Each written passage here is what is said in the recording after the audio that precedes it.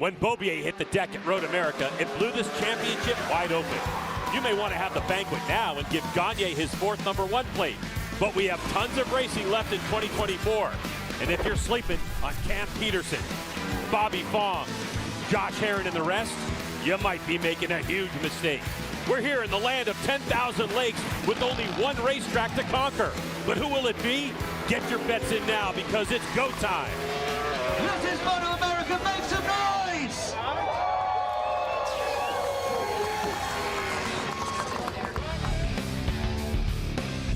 It's our 10th anniversary of the MotoAmerica AMA FIM North American Road Race Championship. This round is MotoAmerica Superbikes at Brainerd.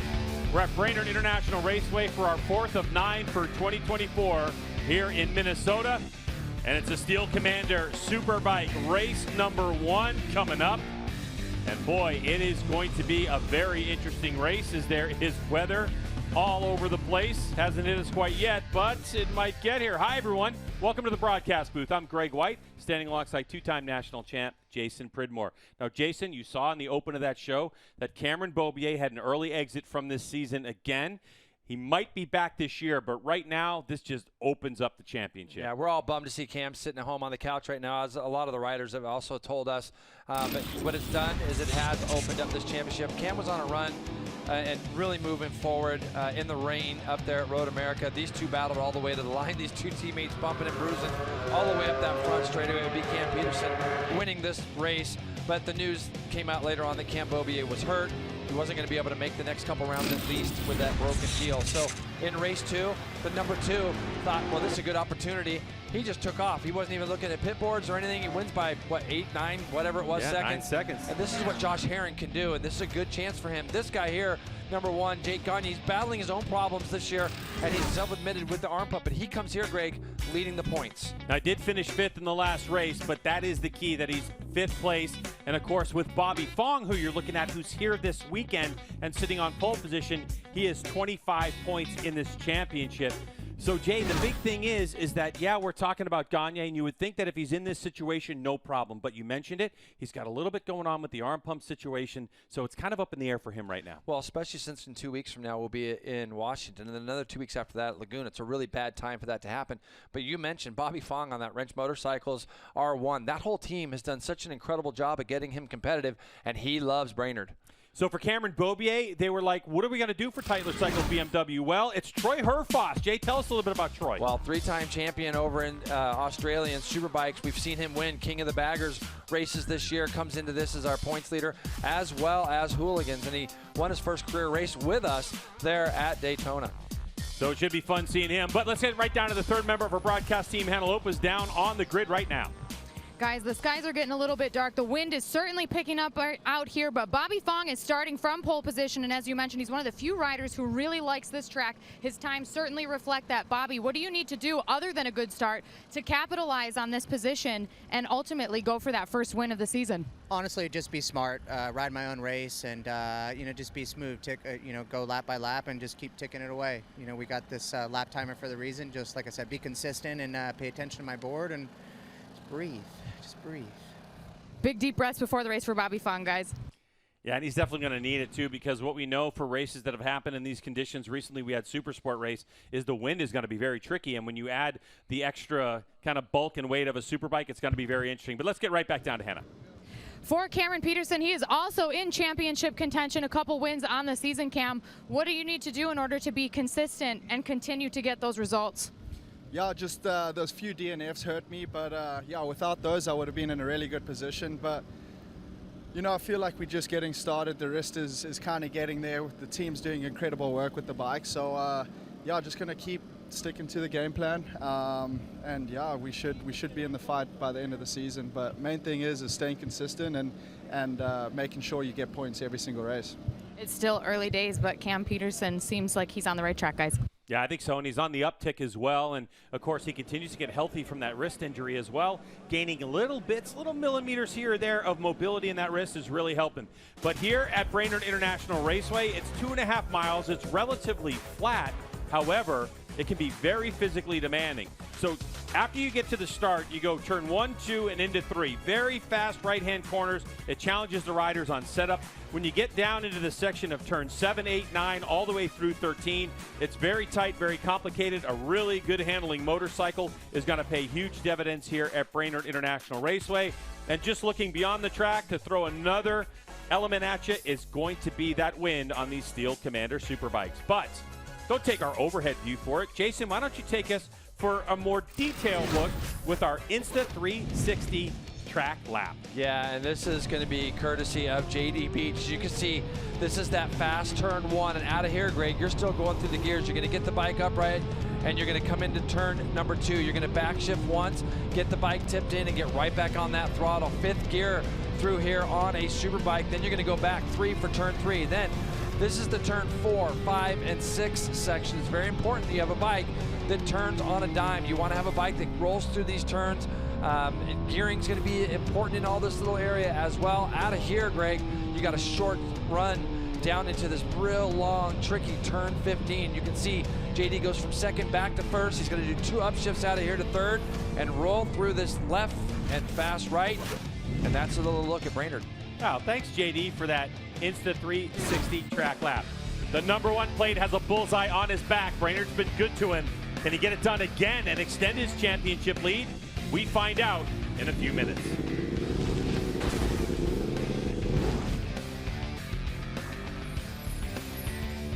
Really love all of those Insta360 shots that we're able to get over the course of the weekend, Roger. And the ones for Mission King of the Baggers, where you can really see the size of the bike, it really shows how impressive those riders are. But when you look at it on board of a Steel Commander Superbike, it really shows the agility.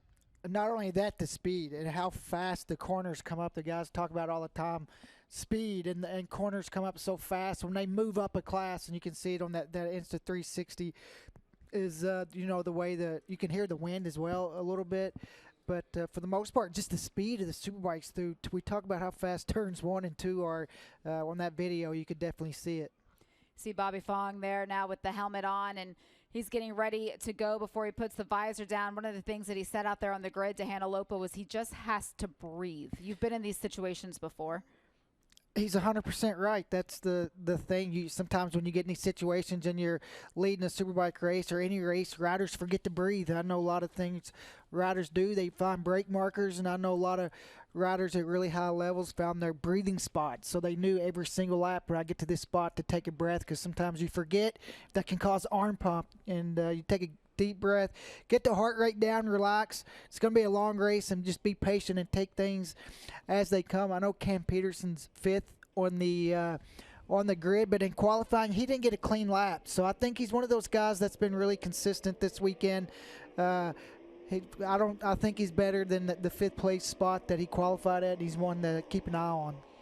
Saw Nicole Cox there waving that flag, signaling that it is time now to begin the warm-up lap for all of these riders. And as we watch them come around the racetracks, pay special attention if you're here at Brainerd International Raceway. Pay attention to the focus that is on all of their faces as they come around with the wind that's in the area and just trying to figure out where on the circuit it's going to impact them the most. You only have this lap to really come through here through turns 1 and 2 and feel that wind, and now you see them breaking down into turn 3. They're trying to get a feel. Is the wind blowing me in? Is it stopping me? Which side of the track is it blowing me in? This is the only shot they get to see before the race starts. 28 bikes qualified for the race today between Steel Commander Superbike as well as the Stock 1000 category that's here. It's about time to go racing. We're going to send it back over to Greg and Jason. Steel Commander Superbike coverage is brought to you by Steel Commander Corps, a leading steel building manufacturer offering expertise, innovation, and a dedication to quality. And by Dunlop, the official tire of the MotoAmerica Championship Series. Back here at Brainerd International Raceway, 18 laps scheduled for Steel Commander Superbike race number 1. And Jay, I have my eyes on the 76 of Loris Baz, because Loris Baz had an opportunity one year when he was here, didn't get her done. And where does he end up?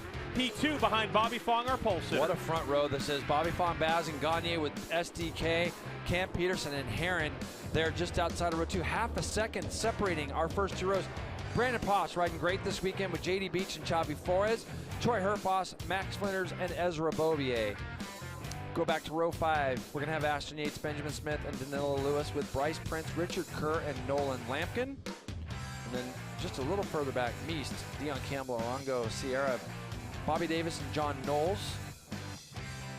Manny Segura, Camacho, Pappas, and Stafke are going to be rounding out this field. Big field. You know, the start, look how Bobby's got his bike pointed right off the bat. You can see he's inside the square, but he's got that bike pointed a little bit to the left. So he's going to want to try to get a great jump and try to get in front of these guys. And look for Josh Herron on the outside of row 2 to try to make a rabbit start and go around the outside of everybody. These lights are going to go on. When they go off, we're going. Revs are up. Here we go. Bobby Fong with a decent launch, but also looked like Cameron Peterson. He sneaks up the inside, and he's going to take over the lead, even though his Yamaha R1 was spinning the rear, getting it done. What a launch from Cameron Peterson on that Attack Performance Progressive Yamaha. The Wrench Motorcycles R1 of Bobby Fong, your pole sitter, slots into second as they head off into turn number 3. And it looks like Sean Dillon Kelly on the Top Pro Racing BMW. So for Sean Dillon Kelly on the EasyHealthPlans.com Top Pro Racing machine, he'll put his bike into third. And with about 7 minutes to go in qualifying this morning, about 6 minutes to go, SDK was P1. And we had this mad thing at the front with Baz, and then Fong ended up getting that first position, as you see him slotting in second. And Greg, look what we see. Some raindrops possibly falling on our screen there. So you have to keep an eye on that. But Cam Peterson, this is what this guy worked hard on so long 2 years ago, getting that jackrabbit start and getting out front early. And he's already opened up the smallest of gaps over Bobby Fong, but it is still a gap.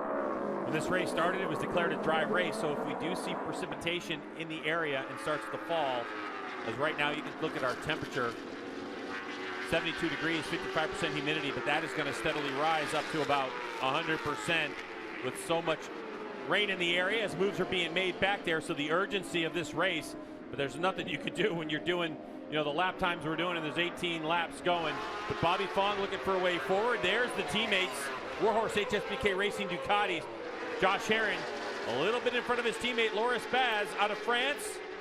And boy, look, Cameron Peterson, we talked about him and his confidence growing and growing, but it's not just that, it's the mobility of his wrist that's helping him twist the throttle. Look at the speed Bobby Fong carried through turn 2 though, Greg. That was impressive as Josh Herron now tries to slide up the inside of SDK. It's a big weekend, I feel, for Herron. I think that he could put himself right back in this championship hunt with a couple of good results. SDK fighting back as you'd expect, but it's going to be Herron. So Herron's gone by Baz and he's gone by SDK on this opening lap, and they have managed to kind of bridge the gap back. As you see there, Greg, there is the flag warning the riders that there is some drops of rain coming down, and this is where it's important. You're going to be looking at your visor, you're going to be looking at your windscreen, and kind of evaluating each lap. It's really on the riders that are going to be holding their breath and taking the chance if there's a couple raindrops on their visor. By the way, betting is now available for MotoAmerica fans. Go to nxtbets.com/playma, nxtbets.com/playma. For more information, visit MotoAmerica.com. Cam is really good at the end of this lap through that big long right. He's got that Attack Yamaha handling really nice to the big long right that heads into that chicane. So he pulls that gap back out, and then this is kind of where Bobby is. He gets really loose coming out of that final corner. Want you to see the speed of the 50 as they come through here right now. It's 0.7 of a second at a 31.3 lap time for Cam Peterson. This is where Bobby's really fast down there through turn 2. Look at him open up that gap. Hannah. Cam Peterson started off really strong here this weekend. They found something with setup, and he said he's got good race pace despite running into some traffic in qualifying. This is a really harsh and bumpy track, as he described it. Flat, some flat turns, some off-camber corners. So front end feel is really critical here, and he told me he's got a lot of trust in that front end.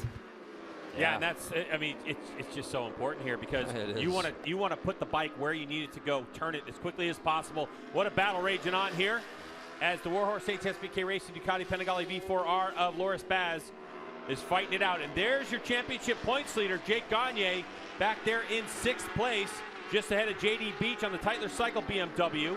It's just not something that we're used to seeing, is it, Greg? Seeing Jake a little bit further back. It's going to be a long race. Top 3 guys just moving around. That's going to be basically because of Baz and SDK battling through turns 3, 4, 5, 6. Expect to see that 76 try to draw back up on the back of his teammate.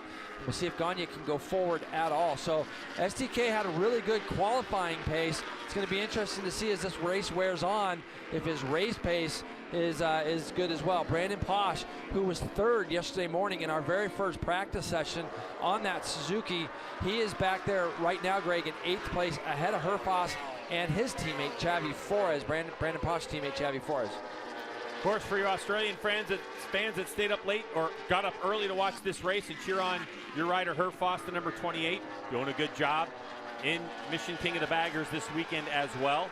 And in talking to Herfoss, Jason, the biggest challenge for him was in Australia, the Superbikes are more like our stock 1000 machines here, and there is the number 28.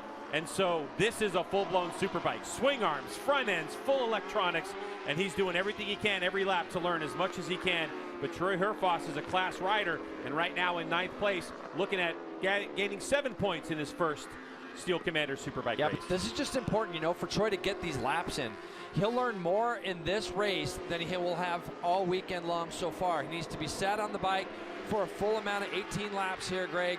Get that 28 back home so he can get back and look at the data with his crew this evening and try to make some changes. Now, while we were talking about him, I saw SDK slide up underneath Loris Baz going down into turn 3. So SDK, again, fighting like we've seen him be able to fight on that 40. And these 2 guys are battling, and it's allowing the top 3 guys to just pull away ever so slightly. 31-2, 31-3, 31-5 for the top 3 last time by. Everybody else was in the 32s except for Gagne, 31-9. And our screen in front of us is lighting up with red and yellows and all everywhere. That. Yeah, everywhere. JD Beach went the quickest first split. Cameron Peterson, fastest second split.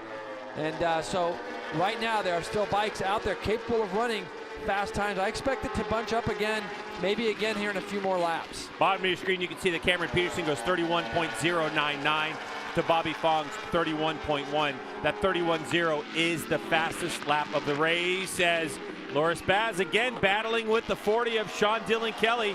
That's for position.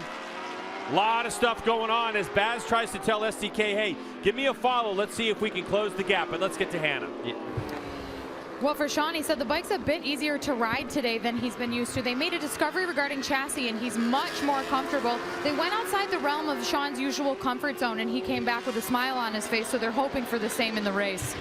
Yeah, and it's really hard for us to remember, Jay, that Sean Dillon Kelly is a Steel Commander Superbike rookie. He's done so well. Oh, my gosh, he's done amazing. And after what he did this morning, when he put that bike on pole position for a minute or two, I was thinking, wow, it's going to be his first pole. And then it just went crazy after that. There was 2 or 3 different riders that got on pole position, and then Bobby Fong kind of got everybody by a 10th. But you can see Baz felt like he did have a little bit of pace over SDK, and he's not really jumping away from him, but he's getting away ever so slightly. So we'll keep an eye and see if Baz can pull SDK back up to the number 2 of Josh Herron. As we look at the lap times this time through, you saw 31 flat was quickest lap of the race last time through. 32 flat this time for Cam Peterson. Everybody else in the 31s directly behind him.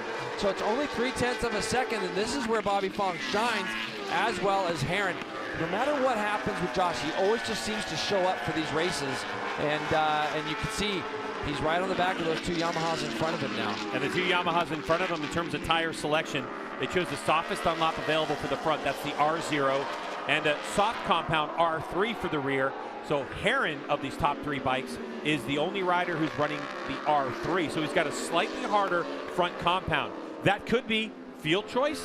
It could be the fact that maybe if they've done a full race distance on the Ducati that he needs that tire, or it could be just the fact that setup is different. But either way, these 2 riders is now Bobby Fong has closed right up to the rear of Cameron Peterson. He was out close to that dirt. Yeah, he's over there. He's over the dirt a little bit. That's sketchy, especially if it gets a little bit damp. But yeah, these 2 guys have now closed that gap up to Cam Peterson.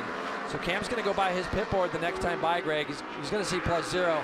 I'm sure the team never actually put a +1 on his board, but now these guys are within earshot. He's going to be able to hear these 2 guys directly behind him. All right, so Loris Baz behind Josh Herron equaled his lap time the last time they came by. There's a look at the Warhorse HSBK Racing Ducati. The Frenchman back in MotoAmerica after a couple years in World Superbike. And Baz trying to muster up something as Sean Dylan Kelly, who's back there in 5th place, just went fastest last sector split. Well, this guy right here that you just talked about a minute ago, he did the fastest lap of the race last time. He was half a second quicker than the 45 of Cam Peterson. So Baz is on his way forward, and he's trying to just get up to the back of his teammate Josh Herron for now. And if there's any engagement between these front three, Baz is going to be there to try to strike on these guys. Steel Commander Superbike race number 1 here at Brainerd International Raceway. About 11.5 laps to go, and there is threatening skies ahead, and the hurry up for these riders to get this race done and dusted is at it right now. But Bobby Fong has been able to reel in our leader, Cameron Peterson.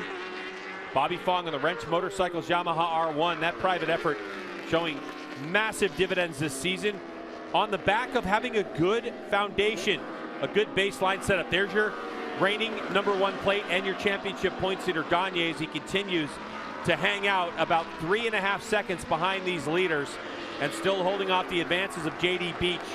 You feel like, Jason, with what's going on with Gagne at the moment in terms of, you know, we're not trying to make excuses for Jake Gagne. No, we're not. He'd be the last one to do that. But this is a reality that this arm pump situation on his right hand is affecting the way he rides the motorcycle. But with more about other things that are going on, let's get to Hannah. Xavi Flores has retired from this race. You can see him just over my shoulder here sitting on the pit lane. I touched base with him. He said the bike is great. The team worked really hard after a big crash yesterday to get it suitable and race ready. So there's no problems there at all, but physically he took a really big hit and he's unable to continue. So we'll see if he gets some good rest tonight and give it another go tomorrow. Yeah, so that was the crash that Hannah was talking about on the left part of your screen from yesterday. So Xavi, unfortunate for him. What a rider as he took that big hit. Yeah. And that was down in turn 3. We saw a number of riders do that, as we've also seen JD Beach here go through on Gagne. So it's too bad to see Xavi that way. And look at this, Greg.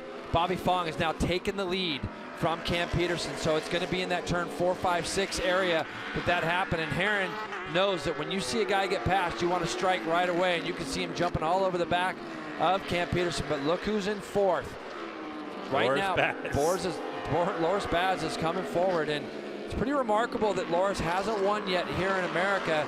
Could today be the day the 76 finds a way through, as he looks like he's got incredible pace. He's been able to draw back up to the back of these guys. I think the 50 is going to have something to say for it, as you heard Bobby say when he gets to the lead, as Herron now stuffs it up the inside of Cam Peterson. Cam trying to turn it back underneath him. Not going to be able to make it, so Herron makes it. A Ducati 2 up to 2nd, and another Ducati in 4th. SDK now coming back into the mix with these guys mixing it up. But Bobby Fong said he was going to watch his lap timer and he was going to watch his lap board. So that last time through was a 31.7. Let's see if he can continue to maybe even go quicker than that. So this is coming out of turn 4, Greg. He's going to square it up and probably slide up the inside of Cam Peterson as they go down into turn 5. Cam just has that door a little bit open. That's all Bobby Fong needed to get through. Yeah, and all you really need is just a wheel. You don't need to send it a whole entire bike length, and Fong knew that.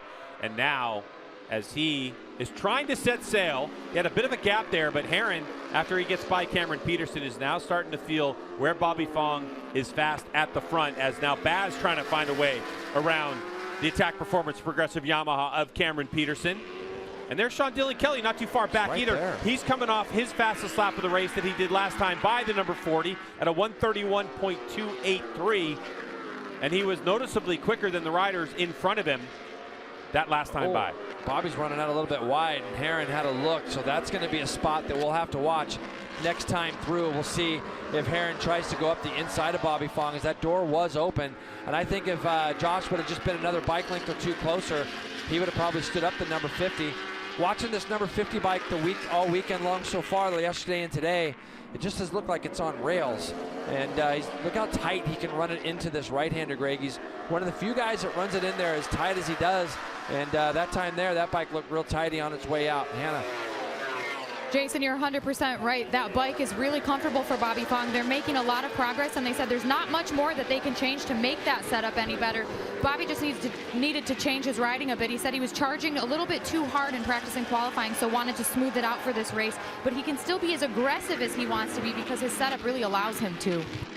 Yeah, and I think, Hannah, when you find that spot where you feel comfortable lap time-wise that you can run, and you can be comfortable and smooth doing it.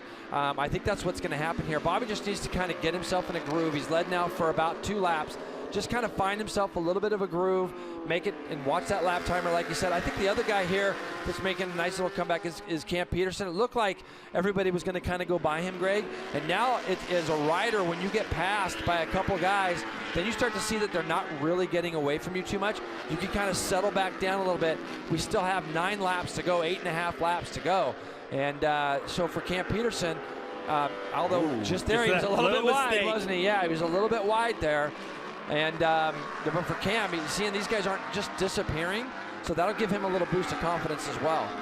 And the lap times up front are fast. Bobby Fong went 131.5, as now Josh Herrin goes up the inside and takes over the lead in Steel Commander Superbike race number 1.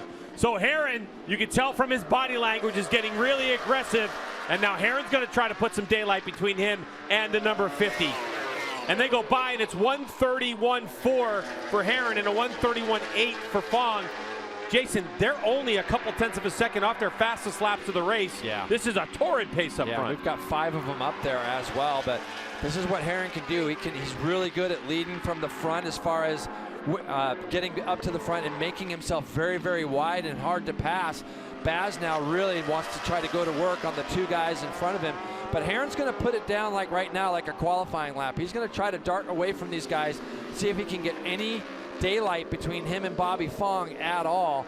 He came from a long way back as Baz now stuffs it up the inside of Cam Peterson in turn 5. We have seen Loris do that over the years too. When he was here a couple years back, that was a very prime spot for Loris Baz. So again, Loris picks off one of the top guys.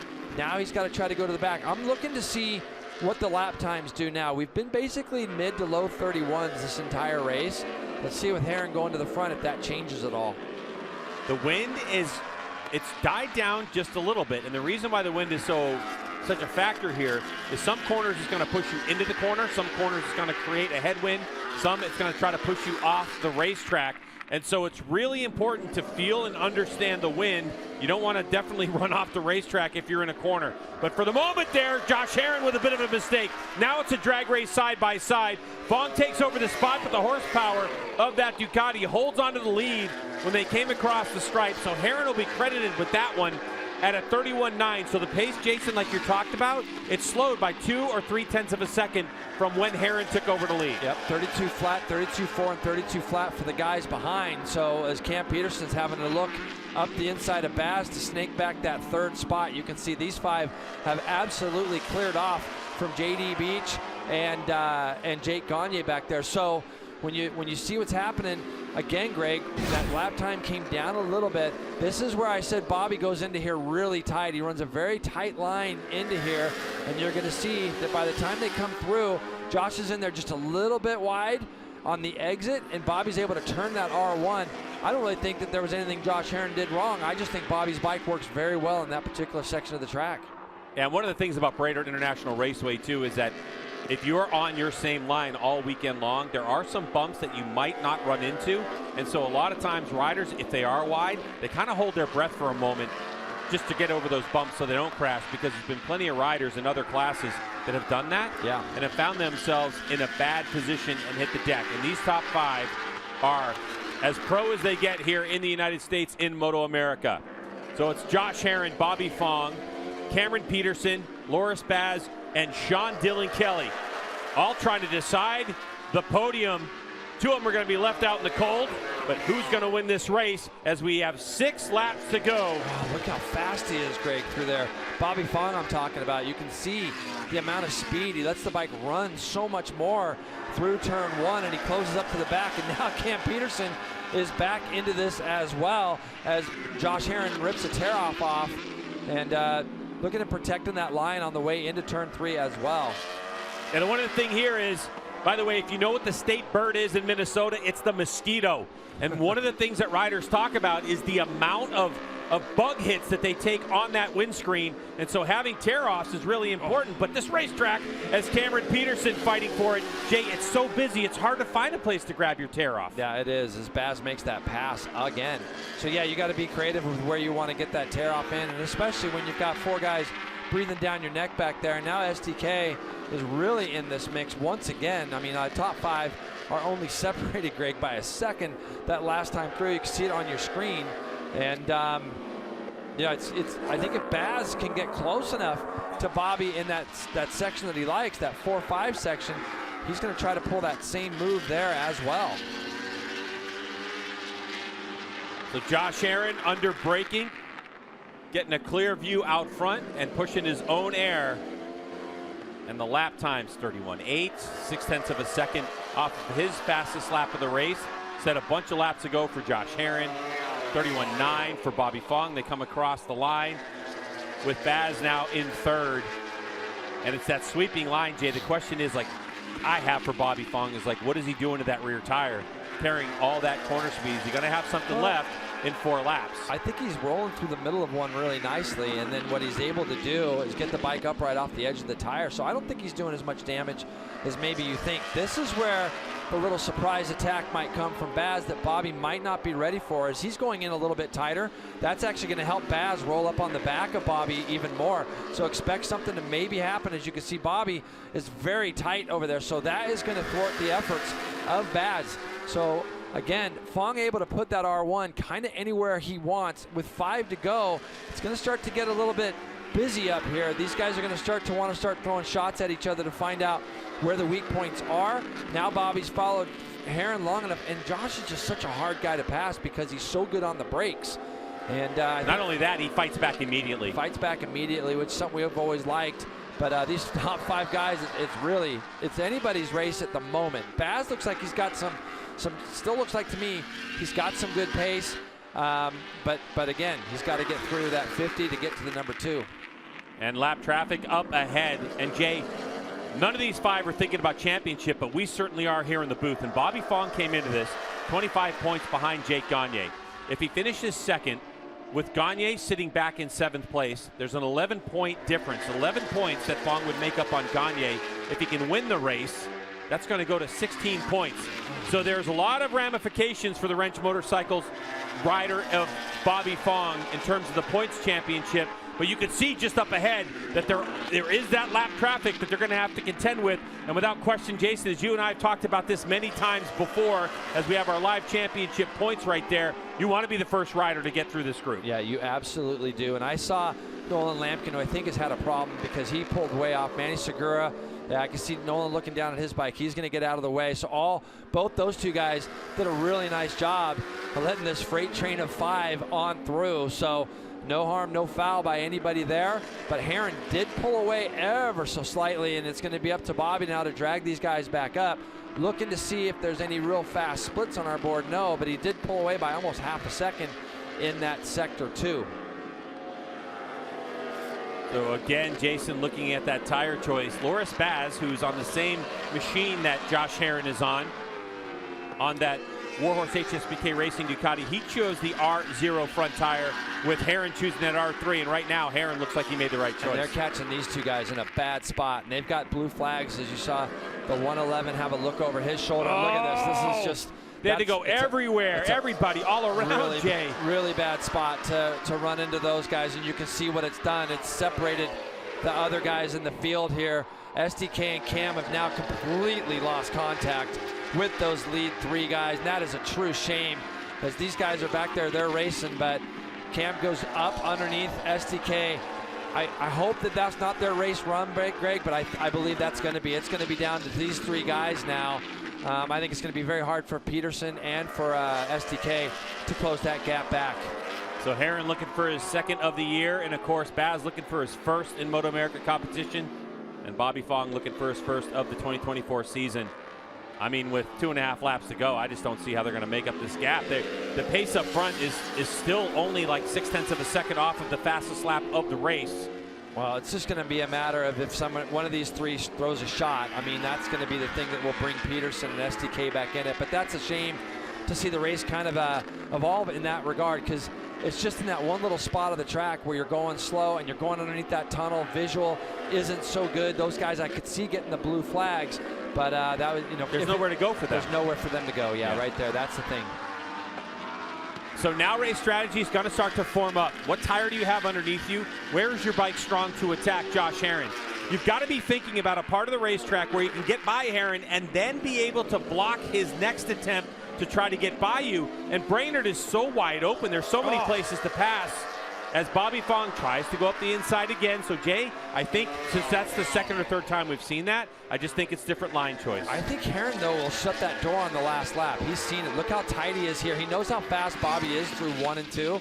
I mean, Bobby basically through here, I think, has more speed, but he can't do anything. And then once they get to this spot, Herrin's so good on the brakes, it makes it really hard for Bobby to go by him. So, you know, it's where is this going to happen? I don't really know at this point. And I think that Herrin has enough racecraft where if they get down into those last 2 corners underneath the bridge there, that he's going to have an idea of what's going on with Bobby there. So Bobby Fong trying to get it on the meat of the tire and get a drive. Oh, wow, that was close for Bobby. See, he's got pace. He's got that roll. And Baz, unfortunately, he's watched Bobby now. Bobby's on the same exact line as Baz loves. So Baz can't make that pass that he'd love to make, and Bobby's got a little bit more roll than Herrin, but Herrin's just doing what he does. He does a great job of leading these races. You can see here, for Herrin, he just doesn't quite have the roll through the middle. He's already off the brake, but Bobby's just rolling into the back of him almost there as they go through 5, and Baz is just watching it. Boy, it's anybody's guess with a lap and a half to go. Look at the roll speed right there for Bobby. It's almost like he's riding Bobby Fong, riding his Superbike like a 600 at this point. You see Herrin a little bit slower mid-corner, but using the acceleration of the Ducati, and he tries to go up the inside. He doesn't get it done. It's a bike length now on the drive, and a little wheelie for Fong as they take the white flag. And in the background, STK has got by Cam Peterson for 4th. But here again, look at the speed the R1 carries. He's trying to go around the outside almost of Herrin. And then through here, he almost hits the back of Herrin in here. And watch what Josh does. I wouldn't be surprised if he moves over to the right. You can see him trying to protect, but he's really good under braking. And I'm not sure what Bobby's going to be able to try. Oh, no, he runs a little wide. Boy, Josh Herrin lost the front there for just a moment and had to save it. So he was deep on the brakes, and now he gives the lead over to Bobby Fong, who was exactly in the position he needed to be in. And Baz might try to do something with his teammate on the exit of this corner if Herrin opens it up. He did, but he wasn't able to get close enough. So now Bobby's got to protect. And what he's got to do, Greg, is after he comes out of that chicane, you see how tight he is there.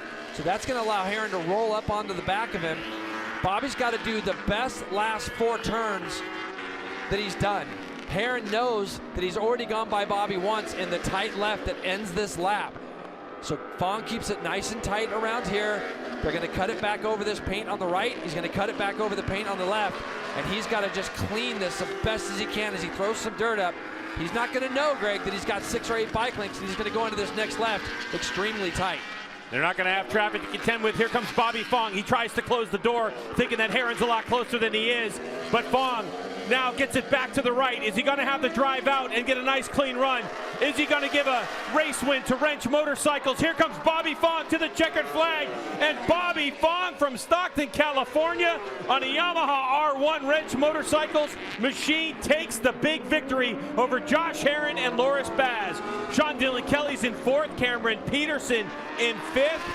And now the number 96 of Brandon Posh was able to get around JD Beach and capture 6th place, and 8th goes to Jake Gagne. And what a swing we are going to have in this championship. 25 points for Bobby Fong, and for Jake Gagne, 8th place. That's only 8 points, Jason. I don't do math, but it looks like it's somewhere in the neighborhood of a 13-point swing. Yeah, amazing. I mean, it is, and like, hey, hats off to Brandon Posh. I watched him coming up onto the back of Gagne and Beach out the window. Brandon takes 6th, and those are important points. That's why I bring it up. And here's the battle. Herrin gets down into turn 3, Greg, and you said you felt like he maybe just lost right there. You could see it moving around just a little bit, and it didn't allow him to just get that bike tipped in the way he wanted to. At the end of the lap, though, Bobby was really tremendous at the end of that lap. Wow, what a run as Bobby turns around. And yeah, off track, what you didn't see is that earlier in the weekend after qualifying, Bobby Fong and Josh Herrin had some words about Bobby Fong's, like what he was doing in qualifying. He was slowing down because he didn't want people to tow him. So there were a little bit of words earlier today between these two, and Bobby Fong gets the nod. Well played from Bobby Fong. I'm not sure that Herrin, even with that mistake, was able to avoid a shot from Bobby. It just became easier for Fong. We just don't see Josh Herrin make mistakes, and he just got in there, Greg, and just didn't quite have the feeling that he needed underneath him to get that Ducati turned. And you know, again though, second, 20 points for him in that deal. And Gagne, unfortunately, back in 8th, is you know, hemorrhaging some points at the moment. 17 points he lost in this championship to this guy right here. And when we get back to Brainerd International Raceway, we'll talk to Bobby Fong.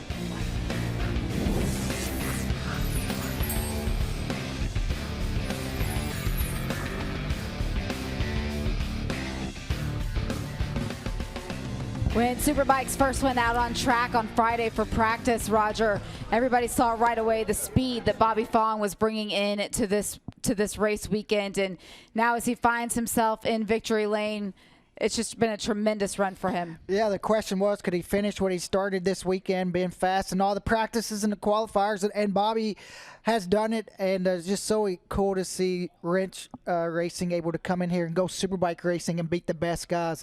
I believe it shows you, for people that say you can't go MotoAmerica Superbike racing because you can't compete against the factors. Well, Bobby's come in here this weekend. They do their own development, and they came in and they won. As you see Josh Herrin down there now with that second place finish. Loris Baz there also finishing a great day for Ducati and the HSBK Racing team. But we heard Greg White say there were words exchanged between Josh Herrin and Bobby Fong. Here they are. I think it was after qualifying there, and you know, Bobby was stopped trying to get a clean lap. If you really think about this started back at Road Atlanta.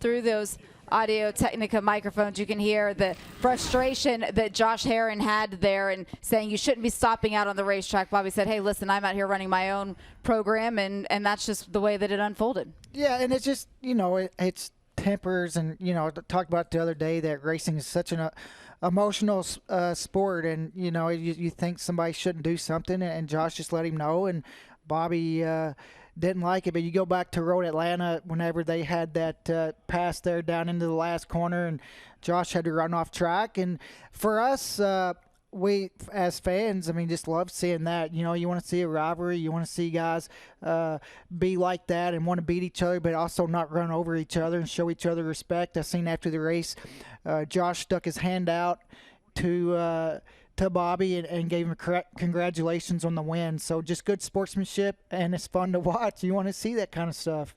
For Bobby Fong, able to just go through the plan that he had already laid out for himself. He said, bit by bit, we're going to breathe and not get ahead of ourselves. And that's what he did early in the race. Cam Peterson jumped out to about a second lead, and Bobby just slowly chipped away at it. And then when he got there, he let Josh come by, and but Josh came by, and then he had to regroup and be there at the end. All right, and with that, you see all of the riders have now made their way over. Helmets are off. Bikes are set up. You see Hannah Lopa down there ready to talk to the top 3 finishers. We're going to send it back next door to Greg and Jason. Steel Commander Superbike coverage is brought to you by Steel Commander Corps, a leading steel building manufacturer offering expertise, innovation, and a dedication to quality. And by Dunlop, the official tire of the MotoAmerica Championship Series. What an incredible race we saw. Steel Commander Superbike race number 1. It was as close as you like it. First to third place, 0.6 of a second. Let's take a look at those results though, so you can see it for yourself. It's Bobby Fong, 0.419 over Herrin. Baz was right there at 6th. SDK, a 4th place with Campi. Brandon Posh around JD Beach, Gagne in 8th place. Let's get right down to Hannah, who is our very happy winner. Bobby Fong and Josh Herron had some words after qualifying too earlier today, but they put their rubber where their mouths were and battled it out on the racetrack. Bobby Fong following Josh for those remaining laps there.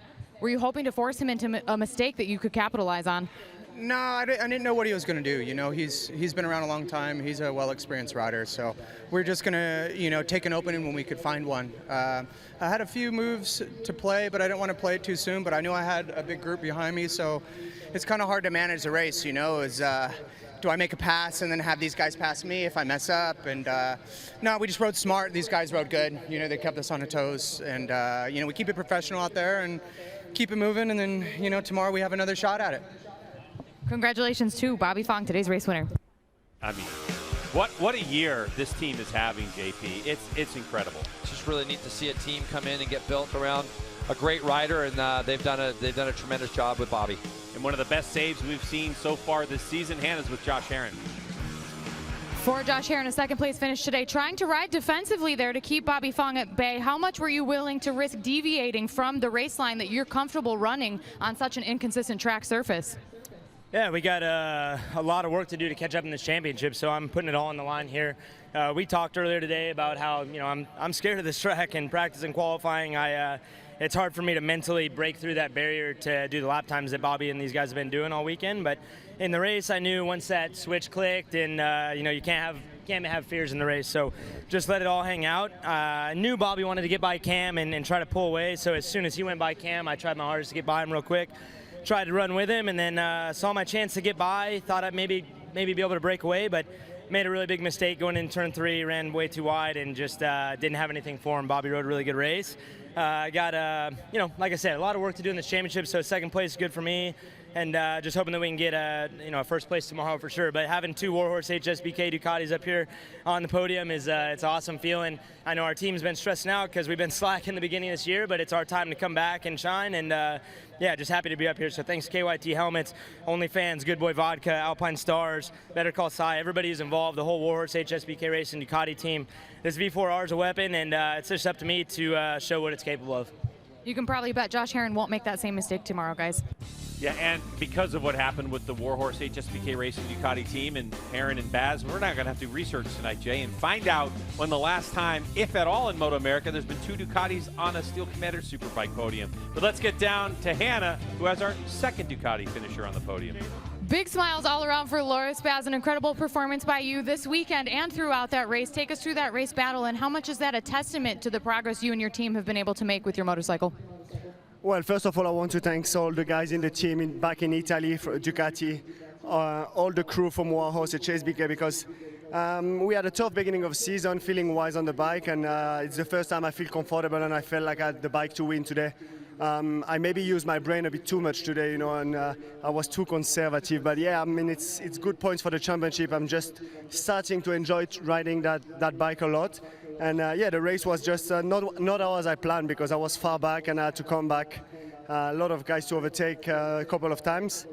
And yeah, I wanted to try something at the end, but they were just like too strong in the place where we could overtake. And at the end, like, yeah, Bobby went through Josh, and I didn't want to try anything stupid on Josh. Maybe I would have tried on Bobby, but not with Josh. So hopefully we can hopefully we can have another good battle tomorrow. I want to thank all the sponsors from the team, Kate, Parts Unlimited, all the guys involved. It's a big project, and I'm just so proud to be back here in the US in front of all the fans, and I'm enjoying riding a bike for the first time in a long time. So thanks to all of you around here, and let's have another good show tomorrow.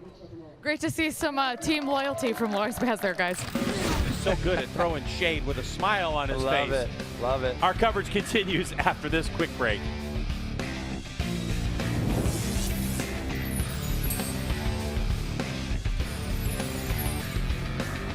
Live coverage continues here on MotoAmerica Live Plus. That shade was certainly thrown. Roger, was there anybody when you were racing that you felt the same way about? Probably one of my brothers, because we were teammates, Tommy, and then if I knocked him down, I was going to have to deal with him, the team manager, and then probably my parents. So that was one that didn't want to make sure that I didn't knock down, but we had a couple close calls. For Bobby Fong, it is now a 17 points swing between he and Jake Gagne for first and second in this 2024 championship. Bobby Fong, with that win today, gives him 1 win, 4 podium finishes. It's the exact same results for Jake Gagne. And even though Jake Gagne didn't come away with the points that he would have liked, he and Bobby still remain the only 2 riders this season who have been able to score points each race. And we mentioned it Friday morning during the very first Superbike qualifying that this championship with Jake Gagne struggles. This championship is wide open. These guys, Josh Herron, Bobby Fong, Loris Baz, Cam Peterson, Sean Dillon Kelly, they keep stacking weekends like this and gaining those points. But to your point, they have to get the points every race weekend. But there's no reason any of those two, with the way things are going right now, that they can't chase back down and get in that to take over the points. Yeah, it's going to come down to being there and that consistency. And as we watch these pictures right now, you see the smirks on their faces. Loris Baz and Bobby Fong up there, some words being exchanged that we can't hear right now. And there's some laughter also in these behind-the-scenes moments. Bobby likes this stuff. You know, Bobby's a tough guy, so it's just cool to see these riders. They all respect each other. But, you know, when they're on the track, sometimes things happen, and Bobby was able today to get that win, and that's cool to see. But he was in a little bit of a Ducati sandwich during that race. And I like what Bobby said also whenever he said he was in second and he knew Loris was behind him. It's a tough spot to be, because if you try to make a pass on Josh and you run wide and then you let Loris by, now you got to pass 2 people and try to get back to the front. So it's a really hard spot when you're feeling like you're faster than the guy in front of you, but how big of a risk do you want to take, because you don't want to fall back to 3rd, and then when the battle was really close, you could have fallen back to 5th easily. You know, one of the other cool things about that battle with Josh Herron and Bobby Fong is you see him now taking photos with that Wrench motorcycle team. Hats off to all of those men and women who have put in so many long hours over the last several weeks to keep that bike in contention. Is one of the cool things I was going to say is both of those riders have been out here for years battling it out and making sure that their name is still heard, even though when they're not always on the best equipment, and it's something that they've had to fight through, and they remain in contention. And for Bobby, it's great to see him get this reward. You know, it's tough when you're a professional racer and then, you know, you don't have a ride, and then you have to go get a real job, and then you think, man, my career's over, and then he gets this lifeline from Wrench Racing. Aussie Dave, awesome to see him. He's been around for a long time to get a Superbike win, and this is why you never give up. Guys like Bobby Fong come back and get a win in the Superbike class. Yeah, you saw that Dionysi on the Bobby Fong suit. That is his full-time job. He mentioned that when we talked to him earlier on. Our coverage is going to continue here from Brainerd International Raceway. I'm going to send it back over to Greg and Jason.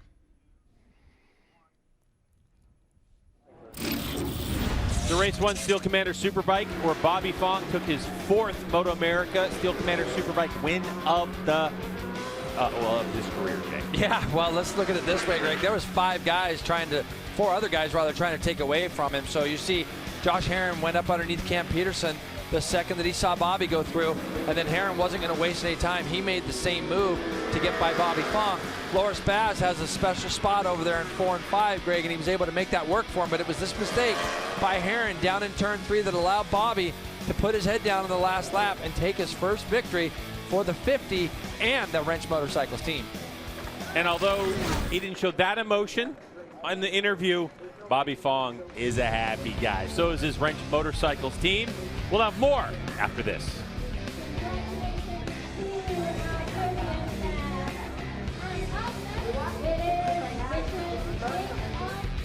We will continue here at Brainerd International Raceway. Roger Hayden, we got lucky in that race. As soon as that race started and the lights went out, you could see on some of our cameras out around the racetrack the raindrops starting to set in. Yeah, and it's still windy and it's dark, so we'll see the radar come up here pretty soon. And it just looks like there's rain all around us, but just hasn't started falling here. And it'd be nice if we could complete the day dry. So you can see this radar that's on the screen right now. See the big bold letters where it says Minnesota. I think where we're at is right above the second in Minnesota. So you can see the rain is certainly in the area. It's on the way, but for the time being, and with 2 races remaining on this afternoon's schedule, it is holding off. And the next racing that's going to take to the track will be Mission King of the Baggers, their first race here of the weekend. And we saw the challenge unfold earlier today, and it was all about Hayden Gillum. He was on pole, and He's just been the man to beat this weekend. He's been unstoppable this weekend, and not only the king of the bagger, but stock 1000 as well. Pole position on the bagger, then winning the challenge. The exciting thing in the challenge race was there was 4 or 5 guys in that battle. So we'll see now. That race is only 2 laps, so we'll see, who's going to have the best race pace moving forward. Troy Herfoss, the points leader, crashed twice yesterday, so he's got some things to overcome as well heading into this first race. I think he overcame a lot of those. If you look at the end of that second qualifying session that we had this morning, he was able to close that gap and get even closer to Hayden Gillum, and he was right there battling with him for the challenge as well. And you look at all of the nature that's here at Brainerd International Raceway, the land of 10,000 lakes. You can see something swimming around in the water. I know the mosquitoes are abundant here at the racetrack. Ticks are out everywhere, and make sure you've got your bug spray. You can see the wind continuing to blow in here with the flags. This looks like it's getting darker as well. You see the tire warmers there. They even have a blanket over the tire warmers to make sure they just keep all that heat in there, and so none of the heat can get out. Get a little bit on the brake disc as well. Just make sure they keep those covered up. It's with the wind. They want to keep the wind off there and try to get as much heat in those tires as possible. I'm just looking down at pit lane. This is Hayden Gillum. They are seeing up on the screen, and he's currently sitting 5th in the championship point standings. He knows he's a long way back, considering that Troy Herfoss and Kyle Wyman are the only ones who have been able to win this season in Mission King of the Baggers, but he does have the #1 plate on board. He has reset the track record here already this weekend. He won the Mission King of the Baggers challenge earlier today, so he's got a lot of forward momentum for him. It's a track that he loves, and it's a track that he has a lot of success at, so there's certainly something to unfold here that we're all going to get to watch. And with that, I'm going to go ahead and send it back over to Greg and Jason.